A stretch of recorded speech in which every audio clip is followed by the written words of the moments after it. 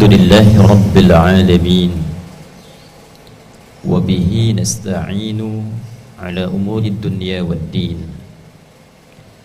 نصلي ونسلم على الحبيب الكريم نبينا وسيدنا محمد الأمين وعلى آله وصحبه وذرياته وأمته إلى يوم الدين أما بعد فنشهد أن لا إله إلا الله وحده لا شريك له ونشهد أن محمدا عبده ورسوله الذي لا نبي بعده فيا عباد الله أحباب الله وأحباب رسوله صلى الله عليه وسلم أوصي نفسي وإياكم بتقوى الله فقد فاز المتقون فلا تموتن إلا وأنتم مسلمون فقال تعالى يا أيها الذين آمنوا اتقوا الله حق تقاته ولا تموتن إلا وأنتم مسلمون. Hadirin jamaah Jumat rahimani wa rahimakumullah. Alhamdulillah kita mengawali Jumat ini dengan bersyukur kepada Allah Subhanahu wa taala. Kita masih diberikan kesempatan dan kekuatan untuk beriman kepada Allah dan menunjukkan keberimanan kita kepada Allah itu dengan menunaikan ibadah Jumat berjamaah di pekan pertama di bulan Rabiul Akhir 1446 Hijrah bertepatan dengan 4 Oktober 2024 Masehi. Semoga Jumat ini dijadikan oleh Allah Subhanahu wa taala sebagai Jumat terbaik dari sekian Jumat yang pernah kita tunaikan. Hadirin, ada salah satu hadis yang diriwayatkan oleh satu sahabat mulia di antara pencari ilmu yang sangat giat memburu hadis-hadis dan sunnah Nabi Muhammad sallallahu alaihi wasallam, sekalipun beliau masuk Islam setidaknya kurang lebih 3 tahun sebelum Nabi wafat. Sahabat ini bernama Abdurrahman bin Sakhr yang kelak kemudian digelari dengan nama kunyah Abu Hurairah. Beliau mendapati satu keterangan hadis dari Nabi sallallahu alaihi wasallam, dan hadis ini kelak kita akan nilai sangat relevan, sangat sesuai dengan keadaan yang kita alami saat ini sebagai panduan berkehidupan, sekaligus juga bagaimana kita menyusun kurikulum hidup sehingga terjaga hidup kita, aktivitas kita dalam keadaan baik dan mulia setidaknya sampai kita wafat menghadap kepada Allah Subhanahu wa taala. Hadis yang dimaksudkan haddatsana qala an Abi Hurairah radhiyallahu taala anhu. Hadis tersampaikan pada sahabat mulia Abu Hurairah Abdurrahman bin Sakhr, semoga Allah meridai kepada beliau, anin Nabi sallallahu alaihi wasallam, dari Nabi sallallahu alaihi wasallam, qala, beliau bersabda, yushiku alla taquma as-sa'atu hatta yuqbada al-ilmu wa tadhhara al-fitanu wa yakthura al-kadhibu wa tataqarabal aswaqu wa yataqarabuz zaman. Nabi sallallahu alaihi wasallam pernah mengingatkan kurang lebih 15 abad yang lalu, belum akan terjadi kiamat, yushiku alla taqumas sa'atu, belum akan terjadi tibanya waktu kiamat itu, hatta yuqbadal ilmu, hingga ilmu itu tercabut, lenyap dalam kehidupan. Yang dimaksud ilmu itu sudah tidak didapatkan lagi, sehingga umat kesulitan mendapatkan panduan tafsir, hadis, fiqih, bahkan nanti ke level-level pendalaman akidah sulit didapatkan panduannya, sehingga orang bisa salah menyimpulkan fiqih, orang bisa keliru menafsirkan, orang bisa keliru memahami hadis, orang bisa kebingungan memahami akidah. Tafsir dari kalimat pertama ini adalah riwayat yang sampai kepada kita dan sahih riwayat hadisnya. Ketika Nabi SAW menyampaikan, innallaha la yaqbidul ilma intiza'an yantazi'uhu minal ibad. Yang dimaksud ilmu itu dicabut, Allah tidak mencabut ilmu itu secara langsung ilmunya dari pakar-pakarnya di kalangan hamba-hamba Allah. Jadi yang dimaksud bukan tafsirnya dicabut, bukan hadisnya dicabut, bukan fiqihnya dicabut, walakin yantazi'uhu biqabdil ulama hatta idza lam yabqa, satu riwayat lain lam yubqi hatta idza lam yabqa alimun hatta idza lam yubqi alima ittakhadhan nasu ru'usan juhala fasu'ilu fa'aftau fasu'ilu fa'aftau fadallu wa adallu. Ternyata caranya dengan mewafatkan sesuai ajalnya para pakar-pakar ilmu itu. Kiasnya mulai sedikit, analoginya kiasnya mulai sedikit. Jadi yang pakar itu mulai hilang satu, yang tersisa tinggal sedikit. Sedangkan tempatnya masih luas. Di Indonesia itu 38 provinsi untuk Indonesia saja. Pakar tafsir sudah mulai satu-satu meninggal. Pakar hadis telah berpulang satu-satu. Pakar fikih, usul fikih satu-satu telah meninggal. Kalau kita urut daftarnya sudah ketahuan. 1, 2, 3, Kiai A, Kiai B, Kiai C, Habib A, Habib C, Alim A, Ustadz C. Tinggal sedikit. Terkumpulnya di satu tempat belum tentu bisa diakses. Ya. Nah ini kalau sudah menyedikit, muncul kemudian ittakhadhan nasu ru'usan juhala. Banyak masyarakat kemudian mendapatkan informasi dari orang-orang yang tidak jelas. Nah, ini tafsir hadis dengan hadis namanya. Mulai muncul orang-orang tidak jelas, latar belakangnya tidak jelas, tiba-tiba menjadi ustadz, tiba-tiba menjadi kiai, tiba-tiba bisa berfatwa tentang agama.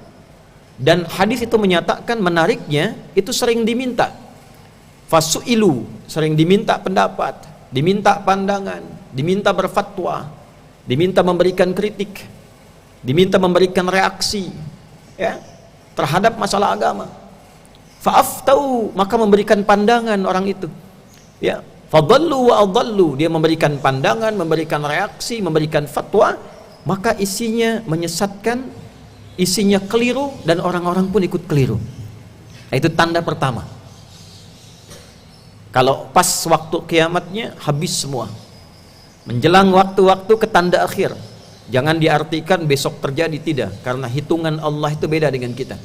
1 tahun dalam hitungan Allah bisa 1000 tahun, bisa ukurannya 50.000 tahun. Tapi intinya ada kondisi saat kita berkehidupan, situasinya berbeda di setiap masanya. Saat Nabi pertama diutus, Nabi Muhammad SAW, itu komen Al-Qur'annya langsung jelas, iqtarabatis sa'atu wansyaqqal qamar. Quran surah Al-Qamar. Ya. Kiamat sudah semakin mendekat, bulan sudah terbelah. Mukjizat Nabi Muhammad SAW itu diantaranya membelah bulan, lalu disatukan kembali. Nah, itu sudah tanda bahwa Nabi itu Nabi akhir zaman. Artinya zaman terakhir yang dikirimkan Rasul sampai kehidupan berakhir. Jadi ketika Nabi diutus itu sudah akhir zaman. Nabi akhir zaman, kita ini hidup di akhir zaman. Nabi diutus, Quran sudah memberikan satu keterangan, kiamat sudah dekat. Tapi sekarang sudah 1500 tahun kurang lebih. Karena hitungan Allah dengan kita berbeda. Hukum Allah yang berlaku dengan kita berbeda. Ditetapkan hukum dunia, tetapkan hukum akhirat, tetapkan hukum bumi, tetapkan hukum langit, tetapkan kecepatan udara, kecepatan suara. Itu hitungannya bisa berbeda. Astronot yang ada di langit dengan lapisan-lapisan tertentu, dengan kita yang tinggal di bumi, itu bisa berbeda hitungan waktunya. Apalagi kalau kita bicara tentang aspek-aspek gaib, masalah agama. Tapi yang kita perlu garis bawahi dalam catatan ulama hadis adalah fenomenanya. Jadi bukan mencari waktunya, kapan kiamat terjadi kapan, bukan itu. Yang kita perhatikan, kita hidup di era apa? Tantangan zaman Nabi sallallahu alaihi wasallam dengan era sahabat ketika Nabi meninggal itu berbeda. Situasi era sahabat dengan tabi'in berbeda. Situasi era tabi'in dengan masa pertengahan, abad pertengahan itu berbeda. Abad itu dengan kita sekarang itu tidak sama. Tapi nanti ada situasi yang kita alami untuk menyadarkan kepada kita, Anda hidup di situasi ini, Anda berinteraksi di situasi ini, ada begini fenomenanya, begini cara menghadapinya. Nah, akan ada di situasi itu, kata Nabi, saat ulama-ulama sudah mulai sedikit, tampaklah kemudian orang-orang yang tidak jelas latar belakangnya, tiba-tiba punya pengaruh keagamaan di lingkungan masyarakat. Dan tidak punya kepakaran di bidangnya, tapi peminatnya ada. Dan yang menariknya ketika memberikan reaksi, memberikan pendapat, memberikan pandangan, bahkan diminta untuk memunculkan itu, keluar, itu ada segelintir masyarakat yang mengikuti itu semua, maka keliru dan ikut keliru yang lainnya. Kalau dibahas bukan urusan agama, mungkin kurang mendapat perhatian. Tapi yang dimaksud hadis ini ada korelasinya dengan pembahasan-pembahasan keagamaan. Satu. Yang kedua, watadharal fitanu. Dari sini muncul mulai banyak fitnah. Wa yakthural kadhibu. Muncul mulai manipulasi, kebohongan-kebohongan. Mulai banyak perdebatan, mulai banyak polemik, mulai banyak perselisihan, mulai banyak framing, mulai banyak hoax, mulai banyak adu domba, mulai kok bisa Ustadz A dengan Ustadz B bisa bertengkar, bisa Ustadz C dengan Ustadz D bisa berselisih, dan itu bagi sebagian kalangan jadi diminati. Kalau kita putar beberapa hari ke belakang, betapa banyak perdebatan marak di lingkungan fasilitas yang kelak akan disebut dalam hadis ini isyaratnya. Dan disampaikan oleh para ulama kesimpulannya. Saya teruskan hadisnya, wa tataqarubal aswaqu wa yataqarubaz zamanu. Ya. Dan terjadi percepatan digital. Terjemah di antara para penafsir hadis ini, terjadi percepatan digital. Ada digitalisasi, ada alat-alat canggih sehingga berdampak kepada inti hadisnya, pasar mudah diakses. Dulu kita berangkat manual, pakai ojek, pakai angkutan perkotaan ke pasar, pulang lagi, beli barang, transaksi langsung pulang. Sekarang diklik datang, online. Nah, apa hubungan dengan hadis bagian pertama tadi? Nah, semua serba online. Dari offline menjadi online. Kehidupannya tidak hanya offline. Dulu ceramah bisa offline, sekarang online. Dulu kontennya itu offline, sekarang online. Maka kita bisa saksikan di YouTube, di Instagram, di Facebook dan sebagainya, banyak online terjadi. Di antara online itu ada dua yang digarisbawahi oleh para ulama dalam konteks hadis ini. Ada materi bermuatan niaga, ada materi bermuatan agama. Niaga itu dagang, jualan. Taqarubul aswaq, taqarubuz zaman. Waktunya makin terasa cepat. Tadinya pergi ke Amerika jauh sekali. Sekarang diklik berita di Amerika sampai. Pesan online tiba di waktu yang sama, kita pesan di waktu yang sama diterima. Langsung. Tapi tadharal fitan wa yakfural kadhib. Manipulasinya akan banyak. Tiba-tiba ada jualan framing, Ustadz A promosi jualan C barangnya, padahal ustadznya tidak pernah tahu. Teknologinya berkembang. Ada AI, artificial intelligence, suara dimirip-miripkan, frekuensinya didekat-dekatkan, seakan mirip, digambarkan tampilan ustadznya, Ustadz A jualan garam ruqyah, padahal tidak pernah A ini berbicara tentang garam ruqyah. Ustadz B promosi minyak wangi begini begitu, tapi tidak pernah ada korelasinya. Bisa terjadi demikian. Nah, itu yang dimaksud hadis ini. Ada yang digunakan perangkat online untuk menipu. Kejahatannya bertambah, fitnahnya makin banyak. Itu aspek niaga. Ada aspek agama, sama persis. Akan muncul konten-konten ditampilkan. Para kontainer, produsen konten, upload ini, upload itu. Tak peduli yang ditampilkan itu apa bentuknya, yang penting subscribernya banyak, yang penting peminatnya banyak. Tidak melihat apakah ini berdampak pada perselisihan, apakah mengalir pada fitnah, apakah mengalir pada manipulasi. Bahkan ayat-ayat beberapa turun untuk mengingatkan peristiwa itu. Wa idza ja'ahum amrun minal amni awil khaufi adza'u bih. Ada satu peristiwa yang terjadi di era Nabi.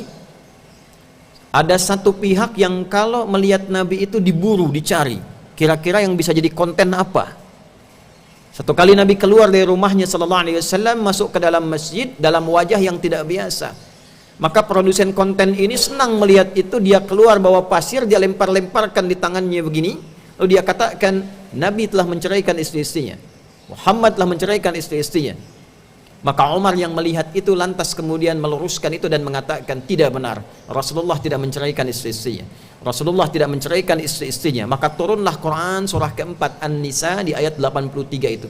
Wa idza ja'ahum amrun minal amni awil khaufi adza'u bi. Perhatikan, idza bertemu dengan fi'il madhi maknanya mudhari'. Al-ibratu bi umumil lafzi la bi khususis sababi. Kalau ada idza ketemu dengan fi'il madhi maknanya mudhari'. Kalau ada idz bertemu dengan fi'il mudhari maknanya madhi. Artinya apa? Peristiwa itu dimungkinkan terjadi lagi di masa depan. Ada peristiwa di era Nabi, ada orang-orang yang senang bikin konten, apapun itu nggak peduli. Yang penting dia bisa upload di masyarakat, yang penting jadi sensasi, konsumsi publik, ramai, tak peduli orang berselisih atau tidak. Yang penting dia mendapatkan apa yang dia ingin raih dari itu. Dulu di zaman Nabi ada itu, kelak di era yang lain kemungkinan bisa terjadi. Ada hadis lain mengatakan percepatan digital, konteksnya online, sekarang berpindah dari offline ke online. Dan terjadi. Kasus yang kedua Sayyidah Aisyah radhiyallahu taala anha, ketika beliau kehilangan liontinnya dan ditemani ajudan untuk mencari, kemudian disebarkan lagi jadi konten. Dan lahirnya fitnah, tuduhan yang tidak pantas, fahisyah. Ya, tuduhan yang tidak pantas pada istri Nabi sallallahu alaihi wasallam disebarkan menjadi hoax bertebaran. Dan turunlah Quran surah ke-24 An-Nur ayat 19. Innal ladzina yuhibbuna an tashi'al fahishatu fil ladzina amanu lahum 'adzabun alimun fid dunya wal akhirah. Sungguh orang-orang, ini kalimatnya, yang senang menyebarkan hoax, yang senang menyebarkan fitnah, perselisihan, adu domba, problem sosial di masyarakat, khususnya di kalangan orang-orang beriman. Ini menarik ini, yang bertengkarnya itu sasarannya bukan non muslim, justru orang beriman sendiri. Disebutkan oleh Al-Quran, ada orang-orang yang gemar bikin provokasi supaya orang beriman itu bertengkar, orang Islam yang bertengkar. Jadi bukan orang Islam dengan non-Muslim, orang Islamnya senang kalau bertengkar itu senang, ribut itu senang. Islam datang itu meluruskan yang bertengkar supaya damai, yang berselisih supaya bertali asih, yang mencela supaya saling mencinta, yang memukul supaya saling merangkul. Tiba-tiba akan datang satu era digunakan medianya hanya untuk orang itu supaya polemik, bertengkar, ribut, rame, saling mencela, saling mencaci. Berapa dosa yang bisa ditanggung dari situ? Ini problem umum yang disampaikan. Maka apa sikap? Ini solusinya, sikap orang beriman mengatasi itu semua, karena ancamannya itu nyata. Lahum adzabun alimun fid dunya wal akhirah. Kalau tidak bertobat, itu dijamin oleh Allah disiapkan siksa yang pedih di dunia dan di akhirat. Siksa itu tidak harus selalu bentuknya hukuman yang menyakitkan pada fisik, tidak. Ada bentuk yang kedua nggak disadari. Misal begini, orang korupsi dan sudah tidak punya rasa dalam korupsinya, semakin menikmati, itu bagian dari siksa, istidraj, karena terkumpul keburukan-keburukannya tanpa punya kesadaran untuk memperbaiki. Ada orang demikian, membuat fitnah misalnya, baik offline ataupun online, ya, sudah tidak sadar dengan itu. Jadi bikin lagi, diingatkan tak bisa, itu bagian dari istidraj, masuk dalam ayat tadi. Dia tersiksa dengan keadaan mesti membuat konten yang baru, dan tak sadar apa yang masuk dalam dirinya adalah sesuatu yang haram. Terkumpulah yang haram tanpa kesadaran adanya dorongan untuk bertaubat. Itulah hum adzabun alim fid dunya. Kalau tidak tobat, wa fil akhirah. Ini yang berbahaya.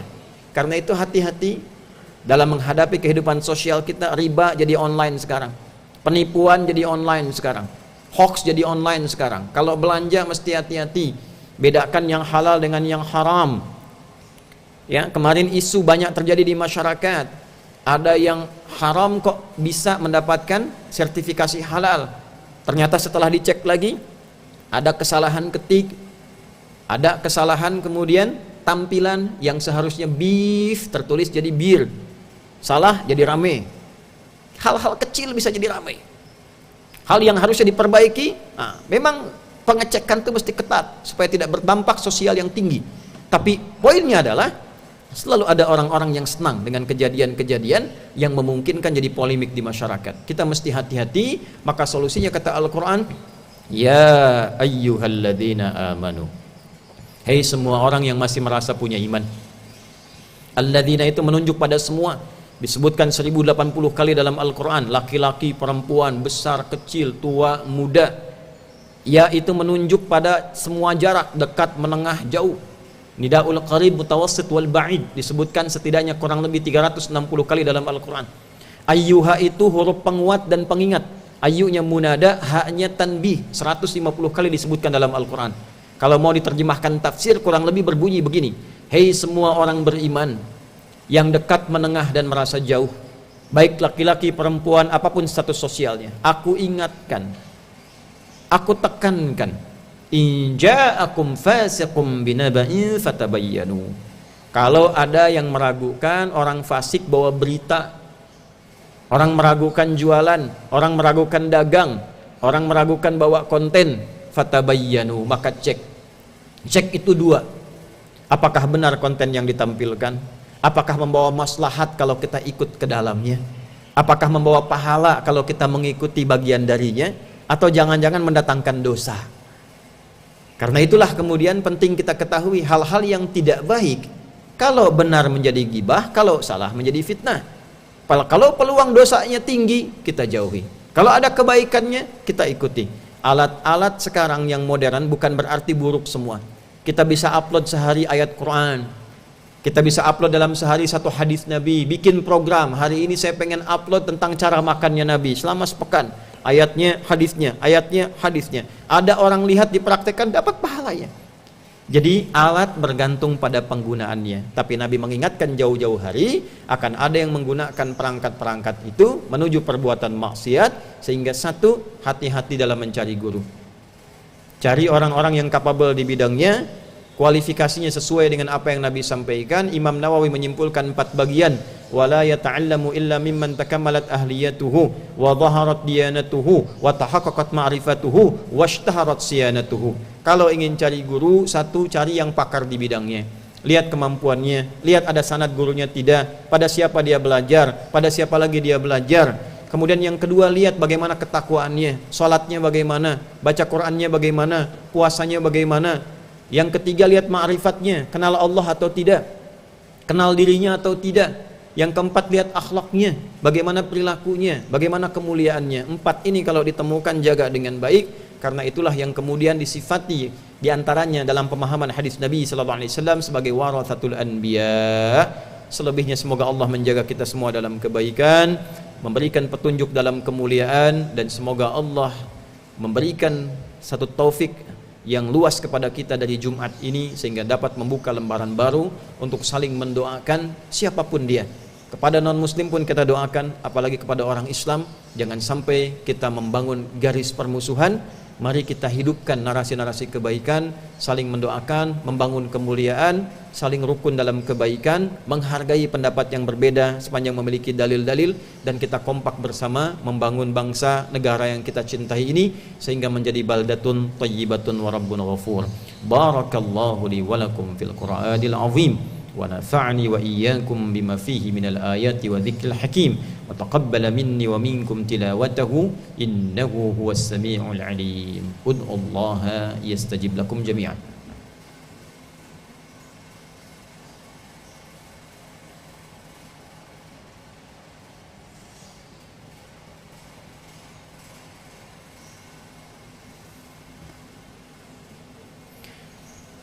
الحمد لله والصلاة والسلام على رسول الله وعلى آله وصحبه ومن والاه وبعد. فيا عباد الله أوصي نفسي وإياكم بتقوى الله فقد فاز المتقون فلا تموتن إلا وأنتم مسلمون واعلموا أن الله ذكرنا فقال في القرآن الكريم إن الله وملائكته يصلون على النبي يا أيها الذين آمنوا صلوا عليه وسلموا تسليما اللهم صل وسلم وبارك على حبيبك الكريم رسولك المصطفى الأمين نبينا وسيدنا محمد الأمين وعلى آله وصحبه وذريته وأمته إلى يوم الدين اللهم نحمدك حمدا كما علمتنا أن نحمدك ونشكرك شكرا كما علمتنا أن نشكرك أنت المقدم وأنت المؤخر بيدك الخير إنك على كل شيء قدير ربنا لا تدع لنا في مقامنا هذا ذنبا إلا غفرته ولا هما إلا فرجته ولا دينا إلا قضيته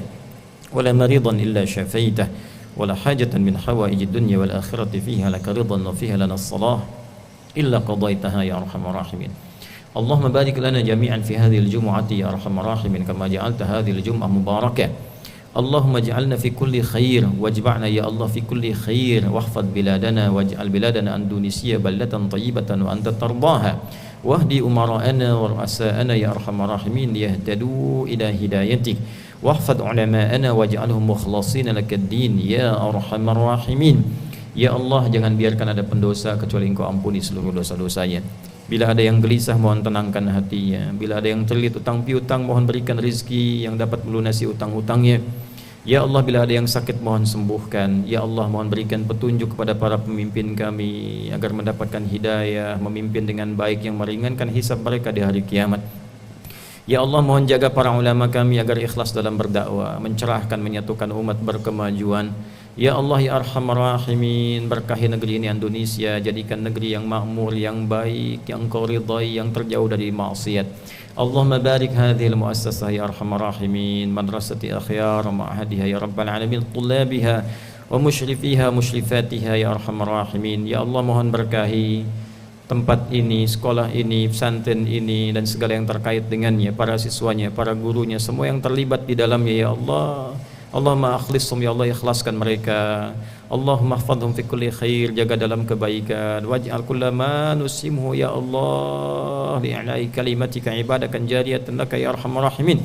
Mohon ikhlaskan diri kami ya Allah untuk menjadikan semua apa yang telah kami hadirkan sebagai ibadah, sebagai jariyah kami yang menerangi kubur kami saat kembali kepadamu dan meringankan hisab kami di akhirat saat kami dihisab olehmu ya Arhamar Rahimin. اللهم اجعلنا أهل القرآن الكريم واجعل القرآن صحيبا لنا في الدنيا نورا لنا في القبور وشفيعا لنا في الآخرة يا أرحم الراحمين. Ya Allah mohon jadikan kami ahli Al-Quran, Al-Quran teman kami di dunia, cahaya bagi kami di alam kubur, syafaat bagi kami di akhirat ya Arhamar Rahimin. Ikfina bihalalika an haramik wa aghnina bi ta'atika an ma'siyatik wa bi fadlika amman siwak. Ya Allah cukupkan bagi kami segala yang halal darimu ya Allah, jauhkan kami dari yang haram. Anugerahkan kami segala keutamaan ya Allah, jauhkan kami dari segala hal-hal yang buruk. Hadirkan kepada kami kemuliaan yang telah Engkau tetapkan, jauhkan kami dari kehinaan ya Allah ya Arhamar Rahimin dunya wal akhirah. Rabbana atina fid dunya hasanah fil akhirati hasanah wa qina adzabannar. Ya khairan nasirin unsur ikhwatana fi Palestin wa fi Lebanon fi kulli makanil mubtalin. Ya Allah berikan pertolongan yang terbaik ya Allah pada para pejuang di Palestina, di semua tempat yang tengah Engkau uji. Jaga mereka dalam kebaikan, sabarkan mereka ya Allah, berikan kami kekuatan untuk membantu dalam segala hal yang Kau izinkan dalam kebaikan ya Rahman ya Rahim. Bifadlika subhana rabbika rabbil izzati amma yasifun wa salamun alal mursalin walhamdulillahi rabbil alamin. Ibadallah innallaha ya'muru bil adli wal ihsan wa ita'i dzil qurba wa yanha 'anil fahsya'i wal munkari wal baghi يعظكم لعلكم تذكرون ولذكر الله أكبر والله يعلم ما تصنعون أقيموا الصلاة يرحمكم الله.